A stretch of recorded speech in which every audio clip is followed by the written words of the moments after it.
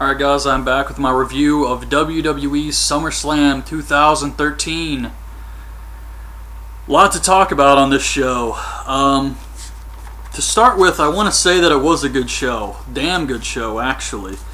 And you may not be happy with the outcome. I'm not particularly excited about it, with the whole swerves and everything going on. But you can't deny it was a good show. Had some great matches on here.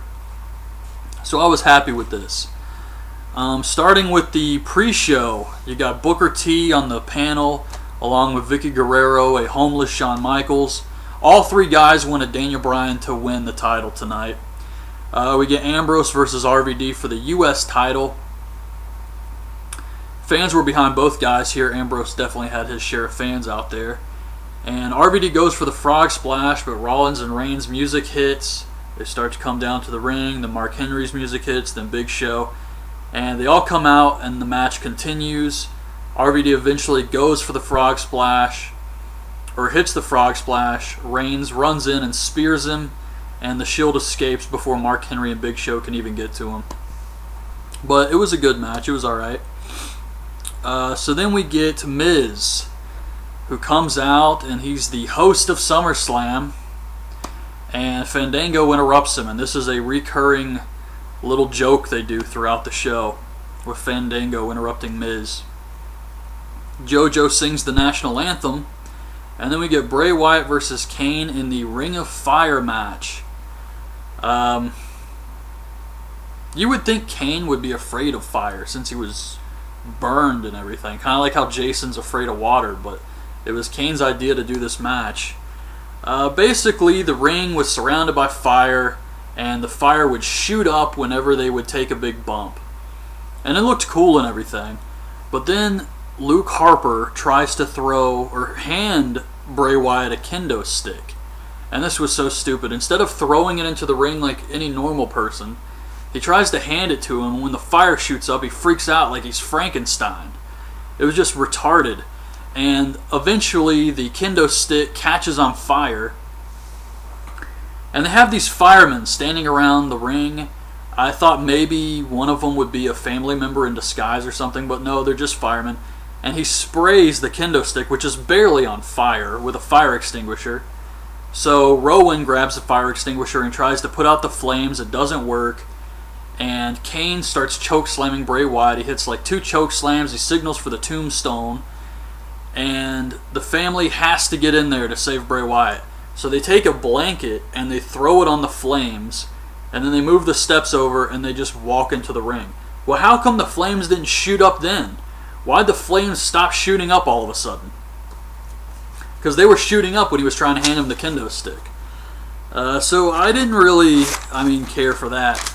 And then Bray Wyatt eventually hits the Sister Abigail on Kane, gets the win after his family beats him down and everything. So Bray Wyatt goes over here, which I'm happy about, but I didn't really care for the match itself. And then the family members take Kane over in front of Bray Wyatt, and they do the thing with the steel steps. They put the steps in front of him, put Kane's head on top of it, and they grab the other steps, and they drop it on top of Kane's head. And they do this to write Kane off of television so he can go film See No Evil 2. And then after they knock him out or whatever with the steps, they carry him off to their dungeon or something. But it sucked ass because it looks so stupid when they drop the steps on Kane. There is so much freaking space between these things that it just looks dumb as hell when they drop the steps on him. There is no way this even touched his head. Who could believe this? If you were sitting in the audience and you saw that, you'd be like, okay, you just maybe rang his ears a little bit. That's it. So I thought it was kind of lame. They go back to the panel with Shawn Michaels, Booker, and Vicky. And I gotta say, I like these little panel discussions they do because it gives me a chance to go take a piss and get some food. Sandow versus Cody Rhodes. Sandow comes out and says that Cody was his sidekick, and he calls Cody and his dad Dumb and Dumber.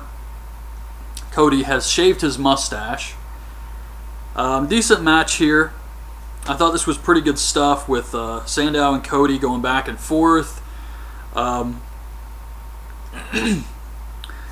There's something else here. Sandow gets Cody in a modified Texas Cloverleaf, which I thought was a pretty cool move. It was something different, and I'd like to see Sandow start using this as a finisher. But what happens here? Cody hits a muscle buster on Sandow, and eventually he hits Crossroads for the win. So Cody goes over here, which was kind of surprising to me. I mean, Sandow's been jobbing a lot lately, and I really expected him to beat Cody clean here to make up for those losses, but no. Christian versus Del Rio for the world title. Crowd was pretty hot for this. I mean, they were pretty hot for everything this entire show, but they were into this match, which helped a lot. Really good match here. Del Rio gets all fucked up. Busted nose, black eye. Christian spears Del Rio, but hurts his shoulder, and Del Rio gets him in the arm breaker, and Christian taps out. I kind of thought maybe Ricardo would run out there and attack Del Rio from behind or something, some type of interference so that Christian could win, but no Ricardo at all. And then Del Rio cuts a promo about how he's the hero of the Latinos and a role model. Miz is talking to Maria Menounos backstage, and he's asking her about her match with one of the Bellas or something they had at Access, I don't know. And she's talking to Miz. Fandango comes up again, and he's dancing, and then Miz dances with Maria Menounos, and they leave. That was it. Natalya with the Funkadactyls versus Brie and Brie with Nikki Bella and Eva Marie. I thought the Bella twins and Eva Marie looked amazing here. Eva Marie is definitely a very attractive woman. It just sucks she's comes across as a total biatch. Fans were trying as hard as they possibly could to shit all over this match, chanting everything. JBO, Cole, Lawler, the same bullshit those fans did before that was really entertaining the first time, but now it was just annoying. What else did they chant? We want tables during the Divas match. Just dumbass shit to let everybody know that they hated this match. Eventually, Natalya wins with a sharpshooter. Ryback's backstage. He's complaining about his soup being cold. This guy says it's supposed to be cold. It's gazpacho. Ryback says, "Take it away." And the guy just stands there. Why didn't you take the soup away, man? So Ryback throws some food on this guy. We get Brock Lesnar versus CM Punk in a no DQ match. Best match of the night. Cena Bryan was amazing, but I still have to go with Brock and Punk. This was just amazing stuff, and it got a lot of time. So I wrote a lot of stuff here. Punk's wearing his Wolverine colors for this match. Thought that was a nice touch. And Brock just dominates Punk for pretty much the entire match. Throws him over announce tables, just beats the shit out of him. And Punk actually tries to get Brock in a triangle choke, they called it. It's been a very long time since I've watched any MMA, UFC stuff, but I think you actually have to choke the guy to make it a triangle choke. And Punk's kind of just got his legs around him, and it's like he's forcing Brock's head into his crotch. That's what it looked like to me. I don't see how this would choke a person out. I know what a triangle choke looks like, and this did not look like one to me. And then Brock powers out, hits a powerbomb, and Punk goes right back to the same move. So I don't know what the hell this was. Maybe I'm wrong. Maybe this was a triangle choke, but it didn't look like one to me. Maybe it's because Brock was too big or something, but it was just weird. So Punk starts beating him with a chair. Heyman grabs it. Brock goes for the F5, but Punk holds on to Heyman's tie. He hits the F5, but Punk hits the GTS, I think. No, what the hell happened here?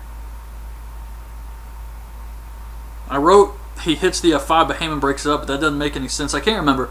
Punk does something to knock out Lesnar. I think it's the GTS. And Heyman runs in at the last second and breaks up the count. So Punk's distracted by Heyman yet again. He gets Brock in the Anaconda Vice. Heyman gets in the ring again. Punk punches him in the face.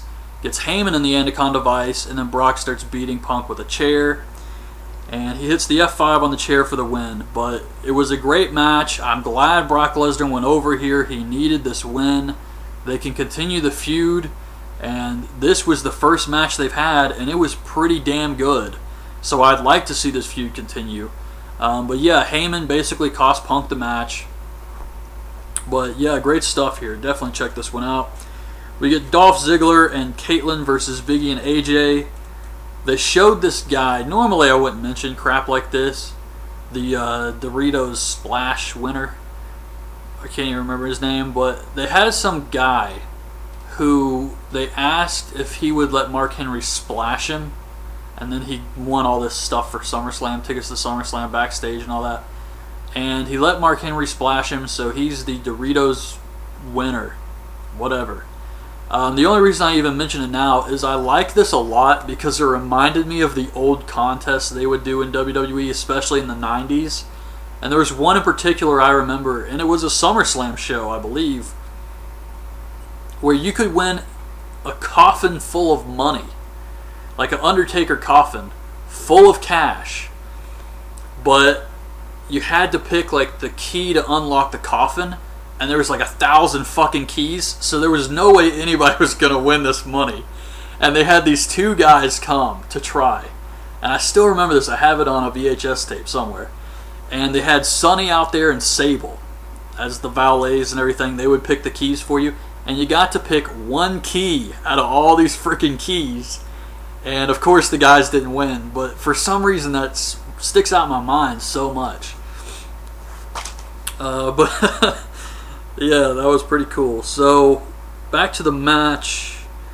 Yeah, basically all I wrote was about the SummerSlam thing. Dolph counters the big ending with a zigzag for the win. That was pretty much it. Didn't care for this. Fandango tries to interrupt the Miz again. Miz punches him in the face. This was lame. And then we get the main event. Daniel Bryan versus John Cena for the WWE title with Triple H as a special referee.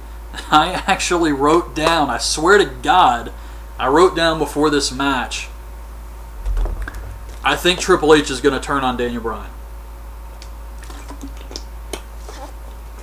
There's probably no way you can see my chicken scratch here, but I wrote that right at the top. As soon as Triple H came out, I was actually going to mention this in my predictions video, and or my review of SmackDown actually, is when I was going to mention this, but I forgot. The reason I thought Triple H would turn on him is he's just been too damn supportive. And it's weird. And it makes you think something's going on with Triple H. They did end up swerving me though, with the ending of the match. But I did write that down. I thought something would happen with him. So the crowd did not care for Cena at all here. I mean, they were chanting, "You can't wrestle," booing him for everything he did. Got to give Cena credit though. He did try to wrestle, especially in the beginning of the match. They were trying to do some actual wrestling. And Cena's got a fucked up elbow, so got to give him credit for going out there and trying to wrestle. And Triple H did a really good job staying out of the way. In fact, I forgot he was there until they brought it up on commentary. I mean, he did a great job reffing. Because the job of a referee is to keep the focus off of you. And Triple H did great at that. Let's see here. I'm going to skip a lot of this stuff because it didn't end up being important. But this was a fantastic match. A lot of back and forth. Just the crowd, everything. It was just a perfect... These guys just gelled perfectly. And they had this one moment I thought was really cool. Cena slaps him in the face, Bryan slaps him back, and they start slapping each other, Japanese style, and then Bryan gets all fired up and just goes off on Cena. It was very cool stuff. But Bryan kicks Cena in the head, and then he does a running, shining wizard, knee to the face type thing, and beats Cena. Clean! I couldn't believe it. I was like, holy shit, he just beat Cena clean. Despite what happens with the finish and everything, all the stuff with Randy Orton, Daniel Bryan beat John Cena clean. How many people can say that? I mean, sure, his elbow's messed up, and maybe they're going to use that in the future, but it's very rare for someone to beat John Cena clean.